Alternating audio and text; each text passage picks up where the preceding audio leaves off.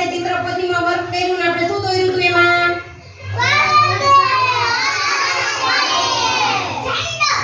ઝંડો દોર્યો હતો એટલે આપણો ત્રિયાંગો દોર્યો હતો. તો આજે આપણે આમાં કાલે સરખો બધાએ દોર્યો નતો તો આપણે આજે અહીંયા શીખશું.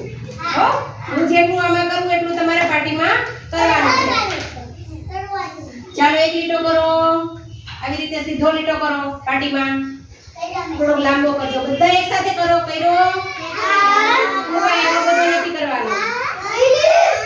હા, પછી એક બાજુમાં કરો, એની નીચે થોડી જગ્યા રાખીને. કર્યો? પાટી હાથમાં રાખો, પછી એની નીચે એક કરો. હાલો કરો કરો બધા. સેમ કરવાના છે. જો આ લીટા છે ને ત્રણે ત્રણ સેમ કરવાના છે.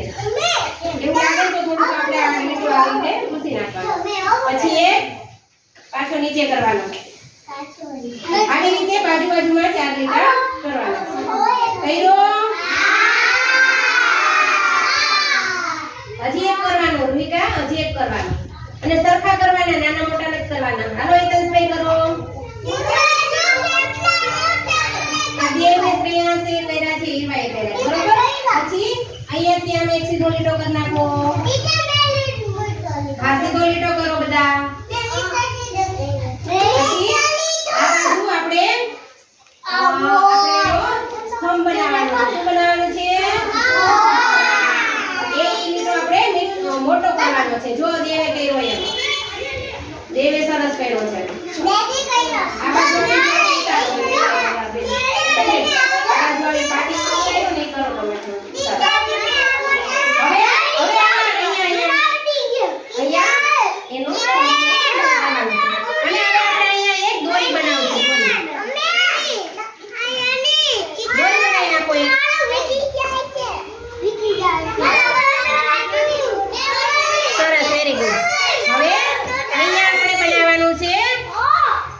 અશોક ચક્ર. શું બનાવવાનું છે?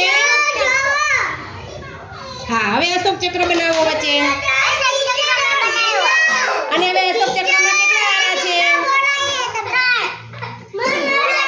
હા, અશોક ચક્રની અંદર 19 આરા છે. કેટલા છે? એની અંદર 19 આરા બનાવવાના છે. અને રાષ્ટ્રધ્વજ ઉપરનો રંગ કેવો હોય છે? કેસરી, સફેદ, અને છેલ્લે કેવો કલર આવશે? ગ્રીન. સરસ. હાલો, વેરી ગુડ. હાલો, જેને નથી બનાવ્યો એ બનાવવા માંડો. હે, બની ગયો ને?